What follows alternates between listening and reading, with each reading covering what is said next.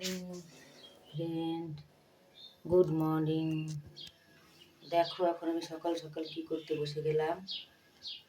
দেখো গাবলা দেখছো, বলো তো কিসের জন্য গাবলাটা বলছি, দাঁড়াও এটা তো মুছে নিই। দেখো গাবলা নিয়েছি, ঠিক আছে দেখলে গাবলা নিয়েছি, দেখো গরম লাগছে খুবই।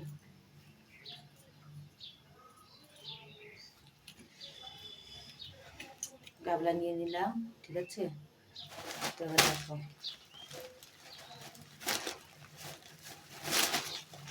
দেখো চানাচুর, কাজু ছোলা চানাচুর নিয়ে নিচ্ছিল।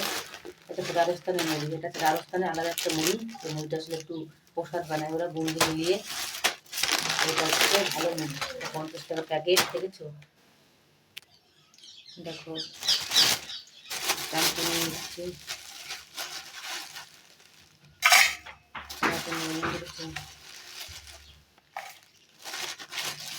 হাতটা নিয়ে বেশি করে ব্যাস চানাচুর নিয়ে নিলাম। এবার আমি পেঁয়াজ কাটবো। পেঁয়াজ কালকে নিয়ে এসছে ক কেজি, তারা বলছি 2 কেজি পেঁয়াজ এসেছিল। কারণ আমাদের পেঁয়াজ এমনি বেশি করে কেনে, গাড়িতে আমাদের এখানে বেচতে আসে পেঁয়াজ। তো সেই সব পেঁয়াজ কেনে, তো গাড়িতে পেঁয়াজ মানে গাড়ি এসেছিলো না, তো বাড়িতে পেঁয়াজও শেষ হয়ে গেছিলো। দোকান থেকে 2 কিলো নিয়ে এসছে, তারপর গাড়ি এসেছিলো পেঁয়াজের। তো আমি বললাম এখন আর কিনতে হবে না, কদিন পরে কিনো, এখনও আছে। 100 টাকায় 4 কেজি 5 কেজি দেয়। তারপর আলু 100 টাকায় 6-7 কেজি দেয়, এরকম গ্রামে গ্রামে গাড়িতে বিক্রি করতে আসে। তো এগুলো কিনা হলে বাড়ি মাসে মানে 2-3 সপ্তাহ তো চলেই যায়, মানে লাভ থাকে, অনেকটাই লাভ থাকে।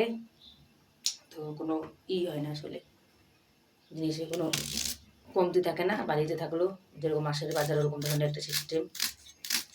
তখন মুড়ি মাখাবো আমি। মুড়ি আমাদের অনেকদিন ছিল না বাড়িতে, মুড়ি ওদের খাওয়া হয় না, মানে মেন করে খাওয়া হয় না গরমের ভিতরে। রাজস্থানে প্রচণ্ড গরম, তারপরে আবার জল দিতে পারে না শরীরে, বাচ্চা কাচ্চা মানুষ।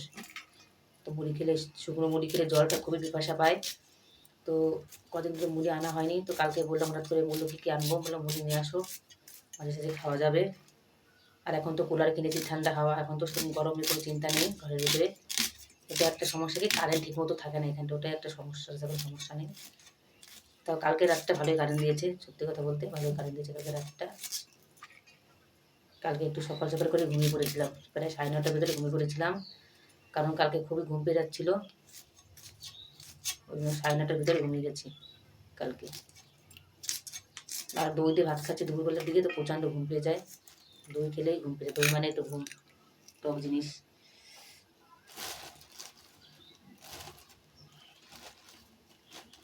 এত গরম, ঘরের ভিতরে কাঁচা লঙ্কা বেটে দেওয়া যায়,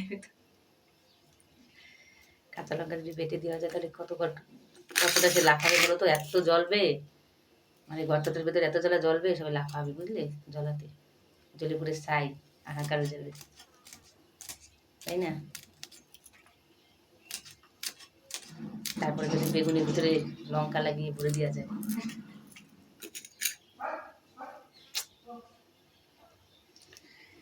লঙ্কা লাগিয়ে ভরে দাও জায়গা মতন, তারপরে এরকম করে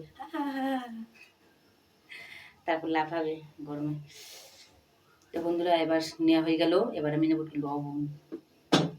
আদা দিতে চেয়েছিলাম, একটু আদা দিলেও ভালো হয় মুড়ি মাখানোর ভিতরে। আমরা আগে আদা দিয়ে মুড়ি মাখানো খেতাম অনেক, আসলে মুড়ি মাখালেই আদা দিতাম, আদা বলতে আমাদের মুড়িতে থাকতেই থাকতো। আর এখন তো আদাই দেওয়া হয় না মুড়ি মাখানোর ভিতরে।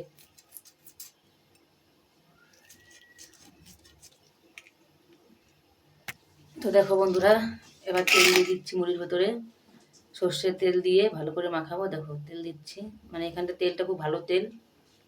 তো চানাচুর ভিতরে একটু তেল দিয়ে নিচ্ছি অ্যাডভান্স, তেল দিয়ে তারপর তেলটা দেখে মুড়িটা ভালো করে মাখিয়ে নিচ্ছি চানাচুর দিয়ে। দেখো কতগুলো মাখানো হচ্ছে, দেখতে পাচ্ছ না, দেখাতে পাচ্ছি ভালো করে। ভালো করে মাখিয়ে নিলাম চানাচুর ভিতরে তেল, পেঁয়াজ, কাঁচা লঙ্কা দিয়ে। এবার ভিতরে মুড়ি দিয়ে দেবো, ভিতরে মুড়ি দিয়ে দিচ্ছি।